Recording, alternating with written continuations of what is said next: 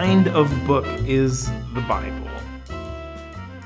Well, it's not a book exactly. I mean, that's the first thing, right? It's hard to remember because we bind it together in like a single cover so that it looks an awful lot like a book. But the Bible is a library. It includes, mythology and history books, regulatory law, census data, poetry, song lyrics, stuff that amounts to political punditry, reports of mystical visions, short stories, biographies, sermons, letters.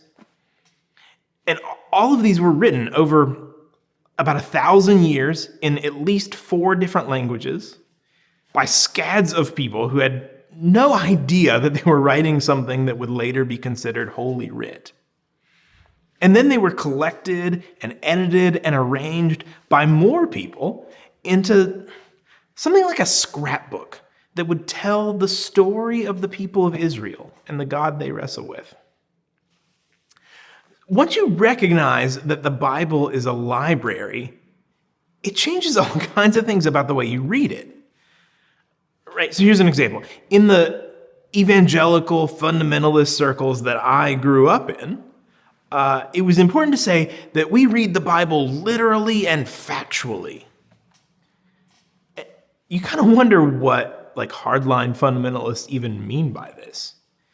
I mean, fully a third of the Bible is poetry. What would it even mean to read a poem literally? Or a parable? Is God a rock? Literally? How heavy? Or wait, is God a hen? How many eggs do you think she lays? Is God a vine, a loaf of bread, a warrior, a mother in labor?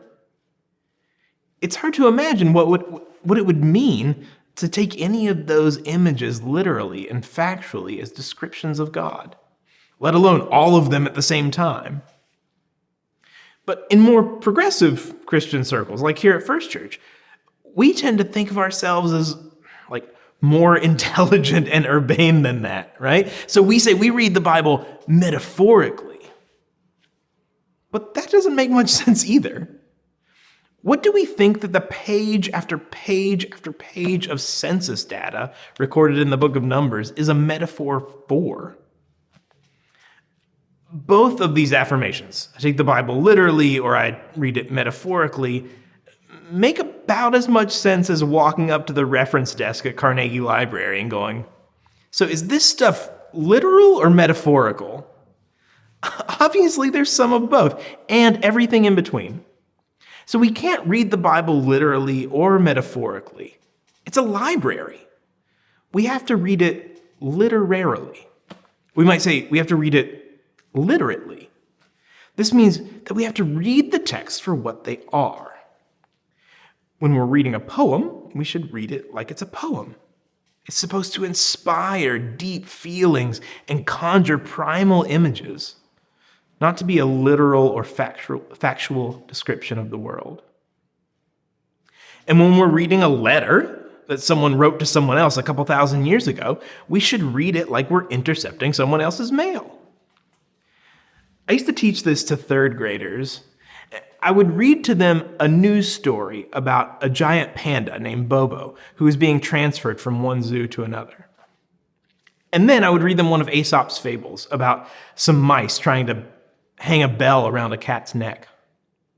And then a recipe for chocolate chip cookies, and then a poem called Be Glad Your Nose is on Your Face. And do you know that every 3rd grader I ever taught easily identified the differences between news stories, fables, recipes, and poems? They intuitively understood that each of these need to be read differently. So maybe let's just be as smart as 3rd graders when we read the Bible. Here's something to think about. If we recognize that the Bible is a library, it won't just change the way we read it. It'll also change the way we think about how we got the Bible. Lots and lots of ink has been spilled about how the Bible's authors were inspired. Did they feel moved to write about a certain topic, but the words and structure reflect their own personality and style? Or did the Holy Spirit whisper in their ear the exact words to write down? But if we think of the Bible not primarily as a book, but as a library, then the question is not how is it written, but how is it collected? Not what was God's role in writing the books of the Bible, but who decided what books would be in the Bible? That's the question we'll take up next time.